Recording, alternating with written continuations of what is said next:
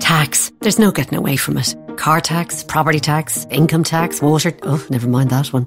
But what if I told you there is a way to reduce your tax? At Bank of Ireland, we're all about your financial well-being. A pension is a great way to make your retirement lifestyle achievable.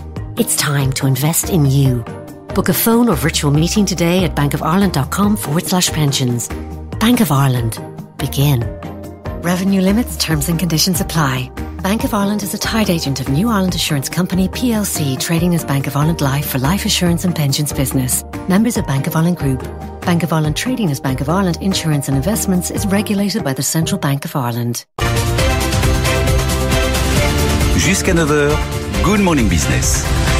Il est 8h16 et c'est Michel-Édouard Leclerc qui est sur notre plateau de Good Morning Business ce matin avec, bizarrement, vous allez expliquer pourquoi, Michel-Édouard Leclerc, la grande distribution qui s'en sort moins bien pendant ce deuxième confinement que pendant le premier.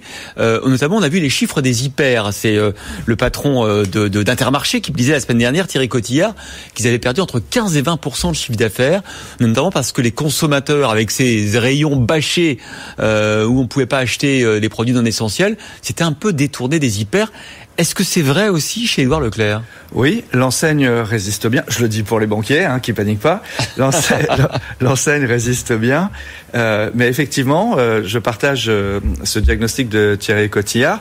D'abord, il y a un effet physique, marchandise. C'est qu'à partir du moment où le tiers de l'hypermarché est bâché, où on n'y a pas accès, c'est des ventes en moins par rapport au premier confinement. Enfin, il y en a d'autres qui sont plus à plaindre. Mais il y a un deuxième effet, c'est que c'est vrai que ça vide, j'allais dire presque psychologiquement, les magasins, ça les rend moins attractifs.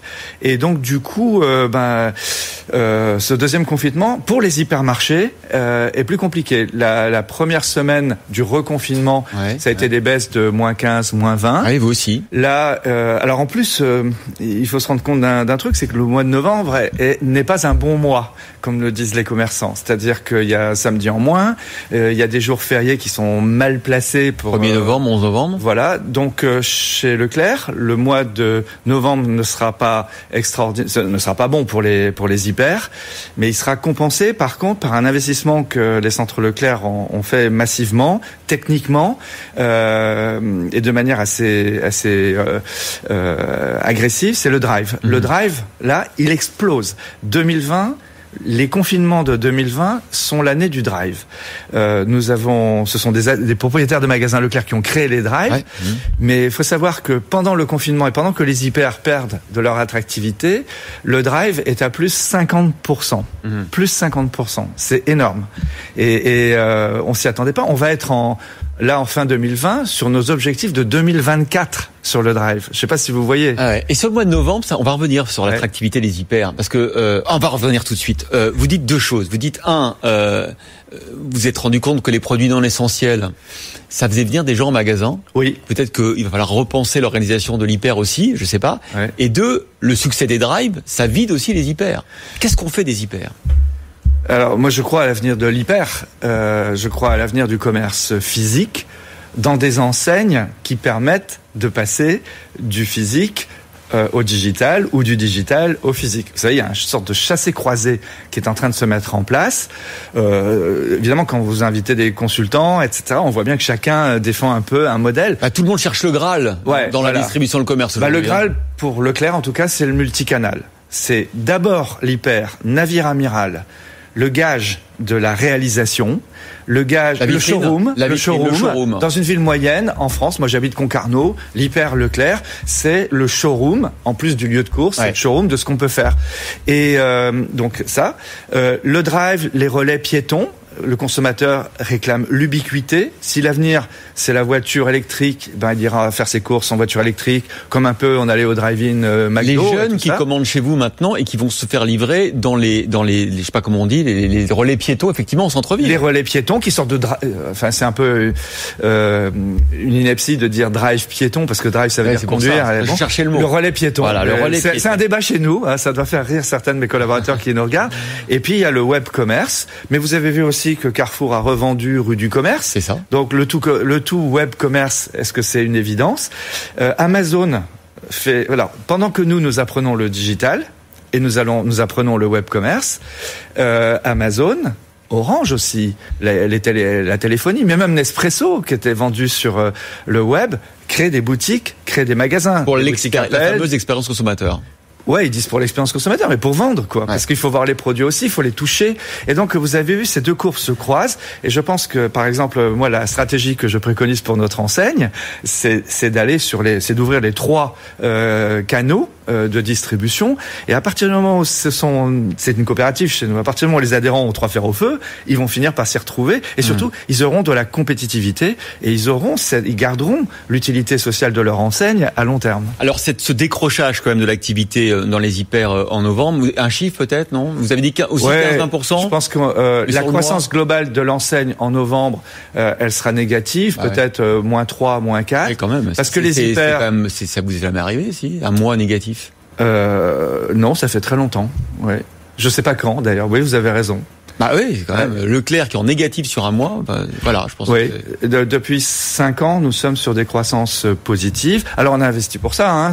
On a investi notamment plus d'1 milliard sur ces 4 dernières années sur la logistique pour rendre le drive extrêmement performant. Il faut savoir que l'année dernière encore, il n'y avait que 7500 à 7700 références, types de produits proposés sur le drive. Là, à la sortie du déconfinement, on sera à plus de 10 000. On a passé la barre des 10 000. Et sur nos drives, toute notre logistique est capable de monter en puissance et d'aller concurrencer Amazon sur des dizaines de milliers d'offres qu'on pourra trouver sur le parking du Leclerc ou dans des drives déportés. C'est pour ça que je suis pas si pessimiste que ça. Je le suis pour les collègues de mon secteur qui sont fermés. Mais pour la capacité de surmonter la crise, demain, il y a un accélérateur de croissance dans le multicanal. Parce que quand on vous entend, on comprend ça. Parce que vous avez les moyens de cette. Non, on se les a donnés. Vous les donnez. Attendez, on s'est beaucoup endetté. Mais vous venez de parler de lutte avec Amazon. Ça veut dire qu'une fois de plus, on va revenir à une guerre des prix. On pensait que le secteur serait pacifié. Là, on sait bien qu'en sortie de confinement, fallait aller chercher les clients qu'on a perdus. Ça me fait drôle de voir Voilà, quelqu'un de BFM qui dit à la guerre d'audimat, la guerre d'audience, on va pacifier. Ben non, on est conquérant. Vous voulez devenir numéro 1. Ben moi je veux le rester. Leclerc veut le rester. Et non, on se donne les moyens. Et il n'y a pas que les prix. Vous voyez, cet investissement dans la technologie, ce sont quand même des commerçants indépendants de Toulouse, de Brest, de Pau, d'Alsace. On a investi dans l'outil. On s'est endetté. On savait pas trop où on allait, mais c'est un peu comme Christophe Colomb. On savait qu'il y avait une terre de l'autre côté de l'Atlantique. On savait pas si c'était les Indes ou l'Amérique, mais on y est allé. Et aujourd'hui, c'est quand même une métaphore qui est intéressante pour tous nos collègues du commerce, parce qu'on parle du click et collect et tout ça. Ça se fait pas au dernier moment. Faut investir. Il faut investir. Et même quand on est bijoutier, concessionnaire automobile, quand on a une agence immobilière, désormais, il faut penser digital. Ouais. Cette guerre que vous avez menée, vous avez contribué contre le Black Friday d'Amazon. C'était nécessaire. Vous êtes content de l'issue de ce report d'une semaine. Vous avez été un des premiers à dire nous on le fera pas le Black Friday. J'étais pas demandeur. Alors je suis pas un fou de Black Friday. Non, c'est pas non plus pour vous stratégique autant que pour d'autres. Et j'aurais préféré un nom français. Je sais pas moi, la France bleue. Bon, ça doit être déposé déjà. Mais ce que je veux dire, c'est que on a montrer aux politiques qui avaient du mal à prendre cette décision. Il y avait des critères sanitaires, mais il y avait aussi cette pression, comme ils ont appelé ça, en équité. Il était difficile de rouvrir nos rayons sans faire ouvrir l'ensemble des commerçants. Donc les pouvoirs publics ont exigé deux choses. La maîtrise des flux de trafic en diminuant le taux promotionnel, c'est-à-dire le report du Black Friday. Ah oui, c'était quand même bizarre de l'ouvrir avec la flux de... Et de l'autre côté, aussi des mesures sécuritaires renforcées, des mesures sanitaires renforcées, y compris dans le petit commerce. Mais vous savez, on oppose souvent le petit commerce aux grandes surfaces, mais tout le petit commerce alimentaire est ouvert. Faut arrêter.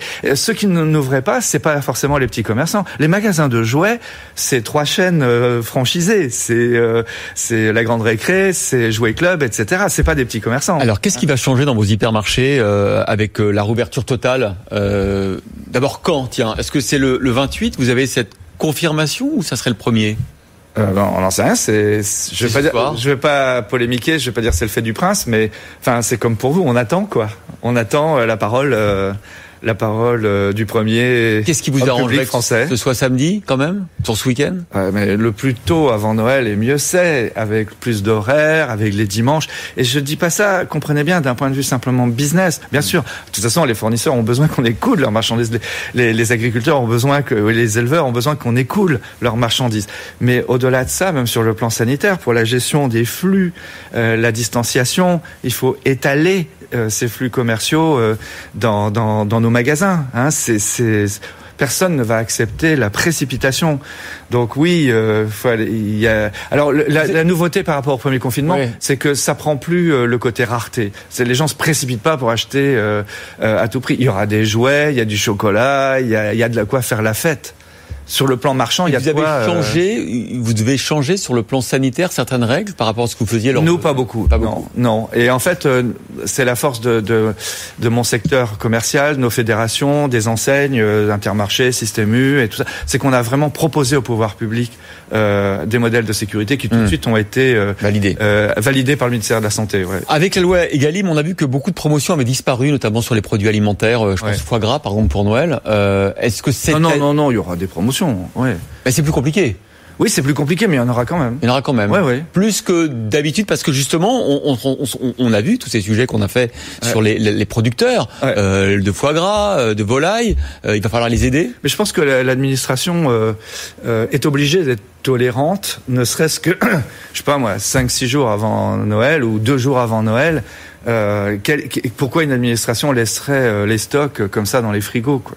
Non, mais je pense que j'ai pas à anticiper ça, j'ai pas d'effet d'annonce à faire, mais je pense que tout le monde à Bercy, et d'ailleurs ils le sont, ils sont très ouverts aujourd'hui, tout le monde est conscient qu'il faut que ces fêtes de Noël permettent économiquement, juste parce qu'on parle toujours des grands distributeurs, mais c'est l'économie qui est derrière qui doit écouler sa marchandise. Une question pour réguler les flux, on en a pas beaucoup parlé, je comprends pas d'ailleurs pourquoi. Est-ce qu'on peut pas assouplir les horaires d'ouverture des magasins? Si, c'est en discussion aussi. Hein. Oui.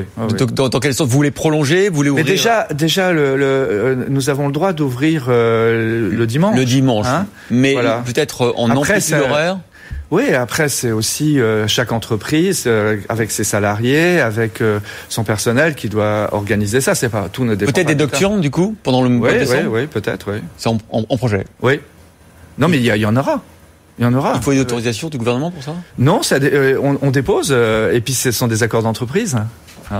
Mais bon, ce qu'il faut penser aussi après, c'est que passer Noël, c'est une chose. Non, le plus dur, j'insiste là-dessus, ça va être de relancer la machine au mois de janvier. Parce que janvier, c'est pas que le mois des comptes, c'est pas la clôture des exercices. Il va falloir relancer la machine en janvier. Ça va être quelque chose. Hein. La consommation?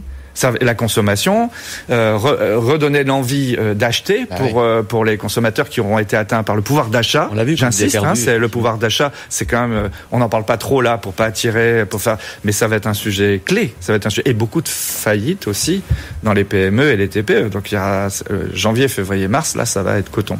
Ouais. Merci Michel-Édouard Leclerc, président du comité stratégique Édouard Leclerc, d'avoir été avec nous ce matin.